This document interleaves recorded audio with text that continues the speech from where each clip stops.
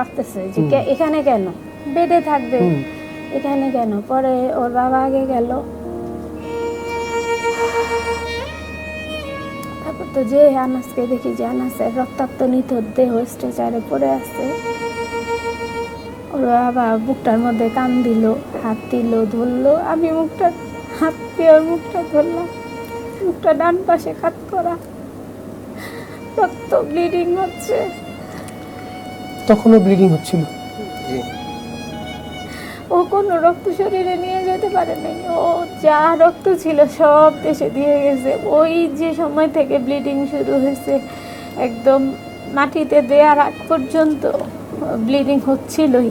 এক পর্যায়ে এমন অবস্থা যে ওরে আমরা মাথার নিচে বালিশও দিছি যেন ব্লিডিংটা না হয়, এত পরিমাণ ব্লিডিং হচ্ছিল, নাক মুখ দিয়ে বেরোচ্ছিল রক্ত।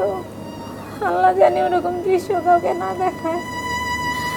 যখন এই আন্দোলনে অন্যান্য মানুষের বাচ্চাগুলো মারা গেছে, আমি দোয়া করছি যে আল্লাহ তুমি হেফাজত করো।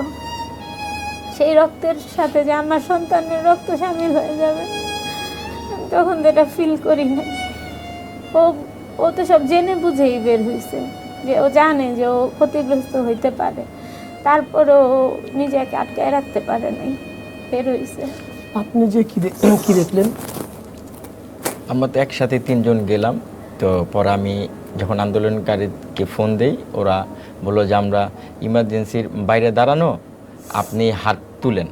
মানে আমি ওটা তো শুনলাম, মানে আপনাকে যখন বলা হলো যে কেচি গেটের ভেতরে আপনার ছেলেকে রাখা হয়েছে, তখন আপনার কি মনে হলো? আমি তো ওখানে স্ট্রেচারে শোয়া আরেকটা ছেলে ছিল, হুবু আনাসের মতো। আমি তাকে জড়াই ধরি, বললো যে আপনার ছেলে এখানে না, ভিতরে ওই পাশে। তো আমি বললাম ওই পাশে কথায়, বলো কেচি গেটের ভিতরে। যখন এই কথা বলছে তখন আমি একটু দাঁড়াই গেছি, কারণ সবসময় নিউজে দেখি যে কেচি গেটের ভিতরে আপনার লাশ রাখে। তো তখন আমি একটু দাঁড়াই গেছি, এর মধ্যে ওরা ঢেকে রাখছিল ওকে। কেচি গেটটা খুলতেছে, দেখি যে স্ট্রেচারে ও শুয়ে আছে। তাই আমি ওর সামনে যাই, গিয়ে ওর মুখটা ডান পাশে কাত করা ছিল, আমি মুখটা ধরে ওর বুকে আমার কানটা দিই, দেখি যে হার্টবিট আপনার যে নেই। পরে হাতটা ধরি, পালসও নেই, নাক মুখ দিয়ে রক্ত পড়তেছে, স্ট্রেচার ভরে গেছে, ফ্লোর ভরে গেছে।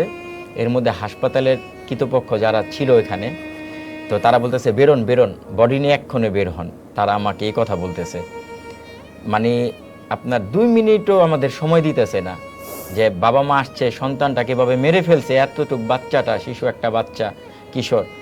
তো তাদের তাহাজারি আছে, বা তারা সেটা না শুনে যে বেরোন হাসপাতাল থেকে, বেরোন এখন। তো ওই আন্দোলনকারী যারা ছিল, তো ওরা বলতেছে আপনি একটা অ্যাম্বুলেন্স বা সিএনজির ব্যবস্থা করেন। আমি বাইরে বের হলাম হাসপাতাল থেকে, দেখি যে কারফিউর মধ্যে তো কিছুই নেই।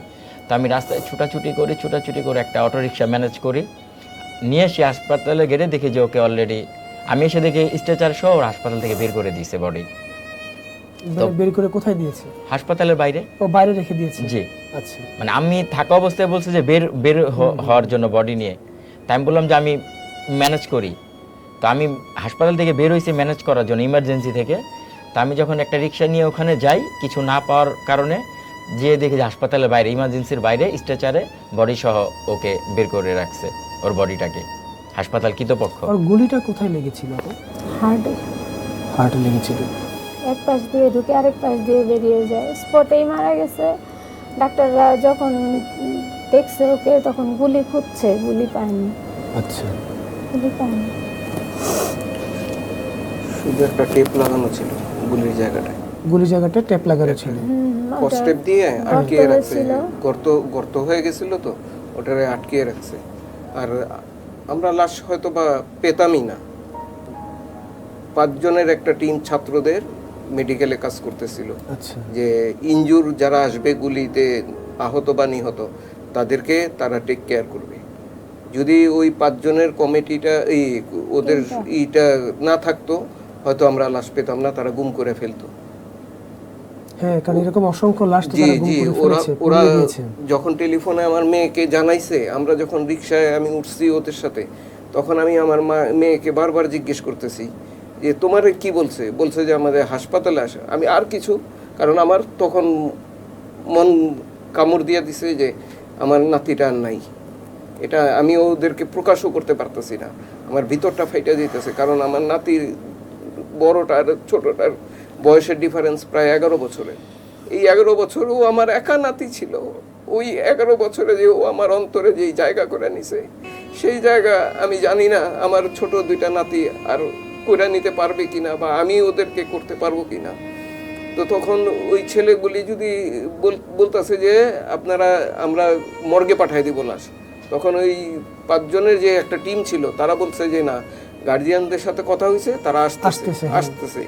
এই বইলা একটা ছেলে ওই স্ট্রেচারের সামনে দাঁড়ায় ছিল, ওই ওর নিতে না পারে এই জন্য ও স্টিল দাঁড়ায় ছিল যতক্ষণ পর্যন্ত আমরা না পৌঁছাইছি। আমাদেরকে রিক্সায় লাশ উঠায় দিয়া তারপরে ও এখান থেকে গেছে, এবং আমার মেয়ের জামাইকে একটা কাগজ হাতে ধরায় দিছে, কে যেন আমরা জানি না, যে এটা এই কাগজটা নিয়ে যান, কাজে লাগবে। তখন আমরা বাসায় এসে দাফন টাফনের পরে কাগজটা দেখছি যে ওর আননোন শুধু লেখা, টিকেট কেটে যে ট্রিটমেন্টটা নিছে ওটার একটা এভিডেন্স আছে, ওই একটা এভিডেন্স ছিল, শুধু আননোন, বয়স দিয়ে রাখছে 25 আনুমানিক, আর কিচ্ছু দেয়নি।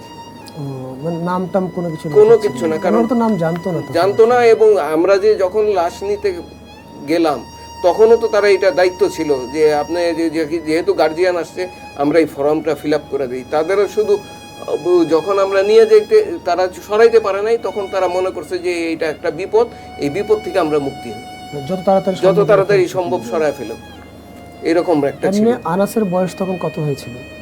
16 বছর 9 মাস। 16 বছর 9 মাস। আচ্ছা, ওরা ওখানে একটা আন্দাজ করে একটা বয়স তখন দিয়েছিল আর কি।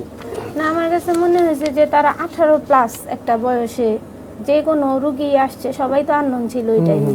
মানে আমার মনে হয় যে লিখছেই যাই লিখছে 18 প্লাস, তারা 18 নিচে কোনো ইয়ে করতে চায় না। একটা বাচ্চা দেখলে বোঝা যায় না যে আনুমানিক বয়স কত, কিন্তু আমার মনে হয় যে ওই জিনিসটা তারা করে নাই। একটা যে সহানুভূতি বা একটা